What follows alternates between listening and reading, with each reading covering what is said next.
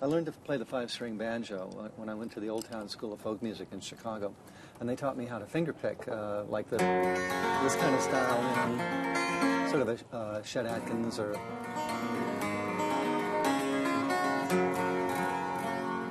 Merle Travis finger-picking style. And then the five-string banjo, you do it more of like a rolling thing. So I combined that with the 12-string guitar, and it came out like a...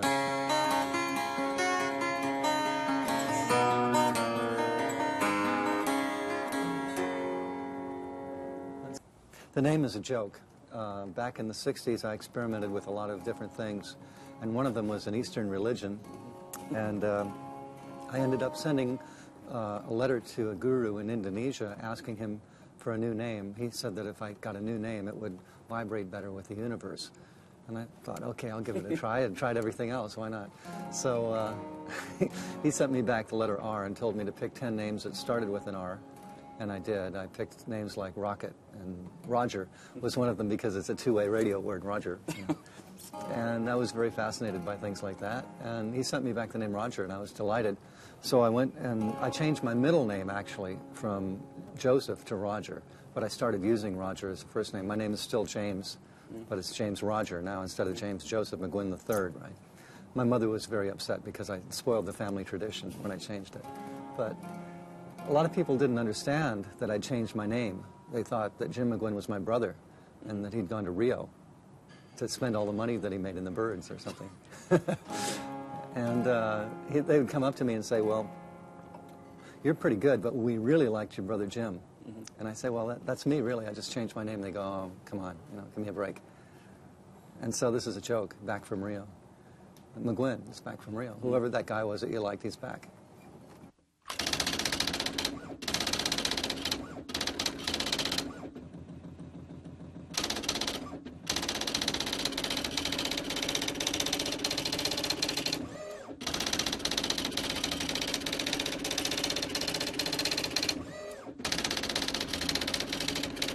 The Beatles came along, and I was playing in Greenwich Village when they came out. I was playing in a little coffee house in Greenwich Village, and I was doing things like, oh, you know, just regular folk songs like, let's see, Delia's Gone, and, you know, folk songs, The Bells of Rimini and stuff like that. And then they came out with the...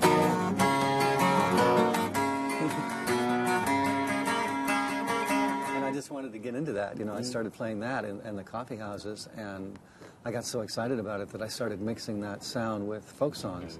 And eventually we got together in Los Angeles and formed the Byrds. We wrote it. It was a country rock musical, and it had the song Chestnut Mare in it, and Just a Season, and So You Want to Grow Up to Be a Politician.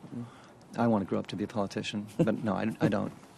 And we tried to get it on Broadway, but we couldn't get enough funding for it, actually.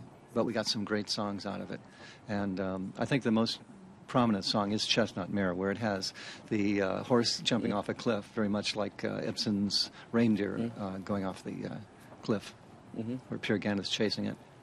Is that song you're playing live these days? Or? Yeah, I play it live. I'll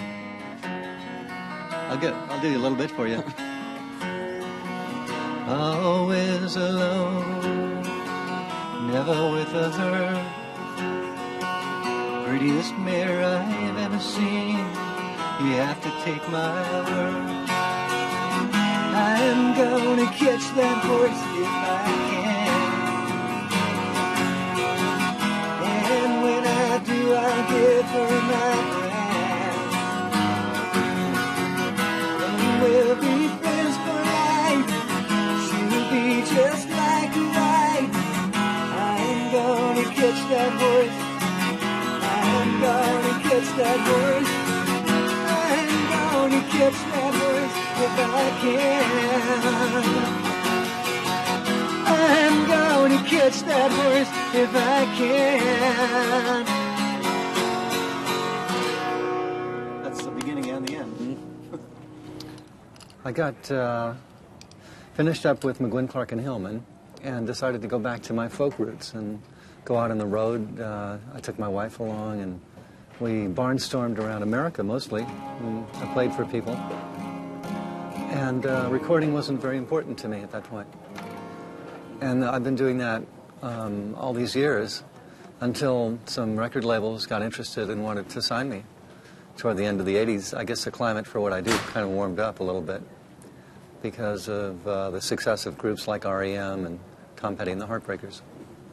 In the 70s, on your last sort of solo album, you even recorded a song by Tom Petty, and there's a story going around about the first time you heard that song. I was over at my manager's house, and he put something on the stereo. He said, "Sit down, I want to play something for you." And it was Well,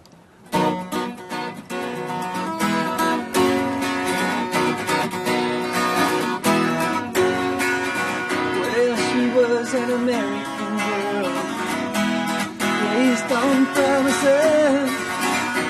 She couldn't help thinking there was a little more to life somewhere else.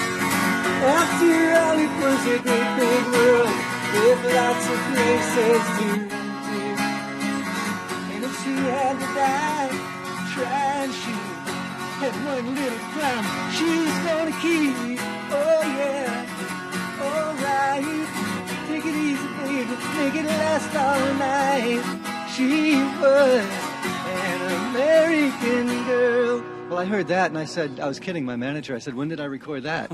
And he said, "It isn't you." And I said, I know. And I said, "That's really great. I'd like to meet the guy who did that." And so Tom came over to the house, and we got to be friends, and actually went on the road together and played some venues, and we sang American Girl together. It was fun. On the song Car Phone on the new album, someone is picking you up from the airport, coming back from Rio. That's a little joke again. That's a continuation of the same joke. I wrote that in a little, whatever you want to call that, a little scene that those two people do on the car phone. But I mean, car phone is some sort of new device. Came out in the 80s. You always seem to be interested in technical. Yes, I've always been sort of interested in technology. When I was very little, my grandfather was an engineer in Chicago.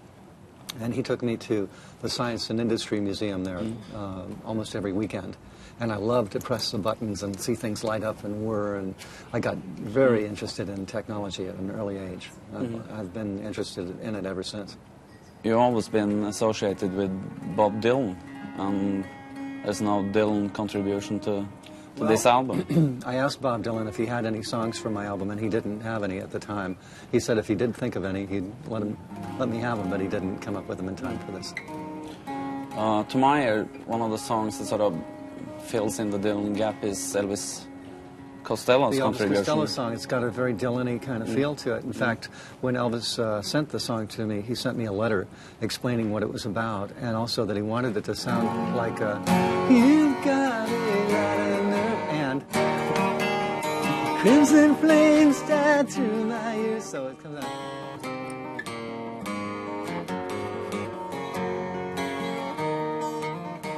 I suppose you're entitled to know. It's got that same kind of feel to it. How did you get to meet Costello in the first place then? I first met Elvis Costello in New Orleans at the jazz club Storyville. I was playing a show there, and Elvis came back to the dressing room, and we had a little jam session, and we got to be friends. And he invited me over to L.A. to play on his Spike album, and I did a song called This Town on that. And then I ran into him again in Boston, where he came up and played on stage with me. And then after the show, we had about a 5-hour jam session. It was really amazing. We had Amy from Till Tuesday there, and Elvis's wife, Koch. And Koch was singing an aria from Mikado. And Elvis and I were passing the guitar back and forth and playing Beatles songs all night. It was really fun. At that point, I asked him if he had any material I could use. And he told me no, but that he would write a song for me. And so he went back to Ireland and wrote it for me. Another song off the new album is written together with Tom Petty, who, when he started out, was often mixed up with you as an artist. Well, Tom and I got together on the Dylan Petty tour in Europe, and we had a day off in Sweden. And I had this tune.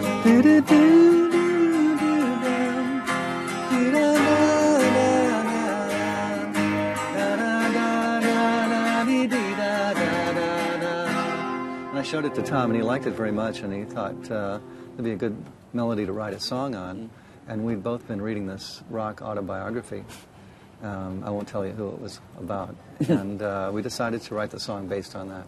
We haven't thought about the next record, or even if there will be one or whatever. You know, we talked about that. I mean, when you remember all the Birds, you have a history of sort of changing your sound from album to album. Going. I don't know. I'll see how I feel next time I get in the studio. What to do with it.